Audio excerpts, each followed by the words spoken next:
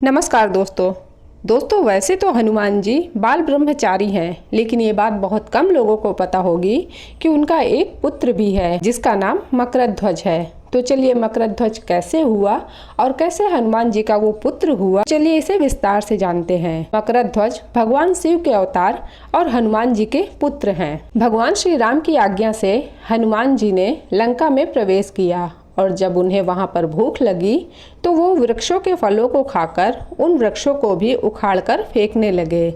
जब असुर राज रावण को इस बात का पता चला तो उसने अपने सबसे छोटे पुत्र अक्षय कुमार को हनुमान जी को रोकने के लिए भेजा, लेकिन हनुमान जी ने अक्षय कुमार को भी युद्ध में मार डाला। अपने छोटे भाई की मृत्यु से क्रोधित होकर रावण के बड़े पुत्र मेघनाद ने हनुमान जी को युद्ध में बंदी बनाया और असुर नरेश रावण के दरबार में ले गया, जहां रावण ने हनुमान जी की पूंछ में आग लगवा दी, लेकिन हनुमान जी ने अपनी जलती हुई पूंछ से सोने की लंका को ही जलाकर राख कर दिया। आग की गर्मी से हनुमान जी को पसीना आने लगा और पूंछ की आग को बुझाने के लिए जब हनुमान जी समुद्र में कूदे तो उनके पसीने की एक बूंद को एक मछली ने खाद्य समझकर ग्रहण कर लिया, जिससे वह मछली गर्भवती हो गई।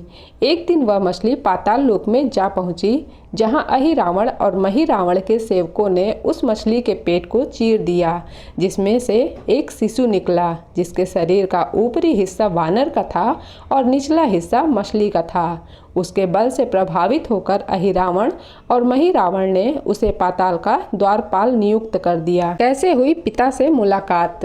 रावण के कहने पर उसके भाई अहिरावण और महिरावण भगवान श्री राम और लक्ष्मण को पाताल लोक ले गए, जहां पर उन दोनों की बलि देने को वे तैयार हुए। हनुमान जी पाताल लोक में जा पहुँचे श्री राम और लक्ष्मण भाई को ढूंढने के लिए। वहां उन्हें द्वार पर एक रक्षक दिखाई दिया, जो आधा शरीर तो वानर का था और आधा शरीर मछली का था। हनुमान जी ने जब पाताल में प्रवेश किया तो उस प्रहरी ने उन्हें रोकते हुए कहा कि भगवान शंकर के अवतार हनुमान जी का वो पुत्र है। तब हनुमान जी ने उन्हें बताया कि वे ही हनुमान जी हैं, लेकिन वो उनका पुत्र कैसे हुआ। अब मकरध्वज ने अपने पिता को प्रणाम किया और अपने जन्म की कथा उन्हें विस्तार से बताई।